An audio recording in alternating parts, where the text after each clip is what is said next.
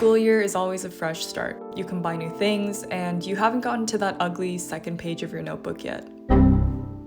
Although you haven't really done anything productive, the reward pathway in your brain is going crazy because you just spent $100 on stationery that you probably could have just used from last year. I think for a lot of us, this excitement and rush of energy lasts us from the end of summer to maybe a week or two into the school year. Then, once you suddenly realize that you're already behind on all your readings, everything goes back downhill. There are a few things that I personally like doing to prepare for a new school term that doesn't have to do with spending money on material things. These little actions not only help me stay organized and on top of everything that I need to do, but it also helps me stay motivated throughout the school year.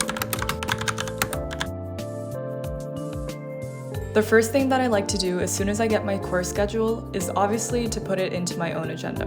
Google Calendar has been the best way for me to do so these past few years because it syncs to all my devices and it's just really quick and easy to use. I usually block out all my lectures and tutorials in one color and then put in the details of the course in the description so I don't forget my course code or my professor's name or anything like that.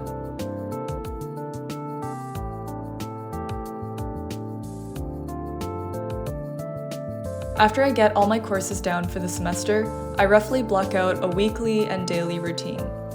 I used to block out basically every hour of my day for a while, but it was a little bit too much for me, so now I just reserve some time for working out and maybe other time commitments and events that I have throughout the week.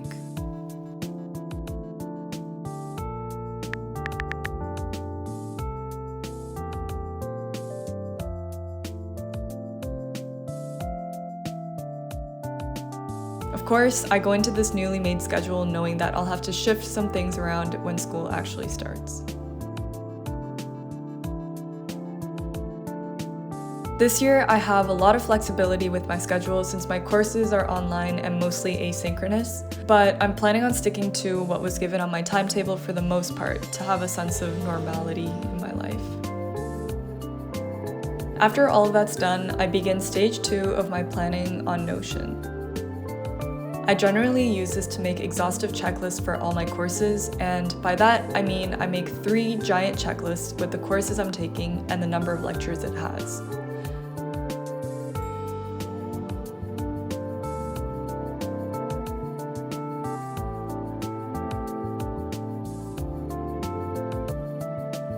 Throughout the school year, I check off a box from the first table after watching the lecture and doing the readings, which shows that I've gone through the course material once. Then, I check off a box from the second table after I've reviewed and written rough notes for the specific lecture. I get the boxes from there done as soon as possible after my lecture so I don't forget what was covered in class or my readings. I usually save the third table for a few weeks after the actual lecture or when it's getting closer to midterms or exams. I check off those boxes once I'm confident in my knowledge of the lecture. For example, if I've already memorized what needs to be memorized or if I'm confident that I can recall all of the necessary points of the content. This system has worked very well for me during second year because it not only gives you that nice satisfaction of checking things off your checklist, but also helps you have a good sense of the amount of content in the course. For me, it also helps with visualizing certain concepts in my course content, in that I know around where in this checklist and when in time I studied it, and that helps me recall things during tests and assessments. If you want to know more about how I use Notion, check out the video that will be linked up here. Once I'm finished with all the planning, I clean everything on my laptop, iPad, and iPhone. On my iPad, I clear out all my photos and transfer my old GoodNotes files from previous courses into a folder on my laptop. This way, I never run out of storage on my iPad, and it just makes me feel better because it's organized. I transfer my photos and voice recordings from my phone onto my laptop as well.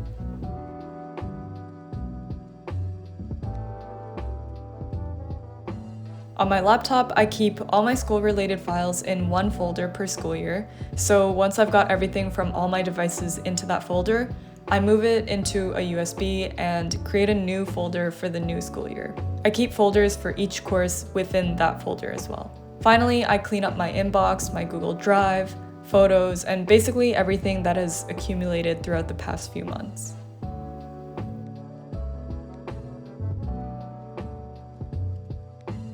Once I've gotten my digital workspace cleaned up and ready to go, I prepare my physical workspace. Obviously, I have a desk that I can study at home, but one thing that I really like doing is to scout out places that I want to work at. I basically make a bucket list of places that I want to study in, like cafes and libraries, and throughout the semester I try out new coffees and new environments. I usually stay at the cafes for a pretty long time while I'm there, probably a minimum of 3 hours, and if I'm not there with anyone who's distracting me, I can usually stay focused for that long as well. My theory is that I'm tricking myself into thinking that I'm getting all dressed up and excited for a coffee date or something with myself or a friend, even if I'm just studying for 6 hours. In a way, it does make study sessions more fun and rewarding because I'm technically trying new things. The final and most important thing I do before school starts is to fix my sleep schedule. The number of hours of sleep that you get doesn't really determine how tired you'll be.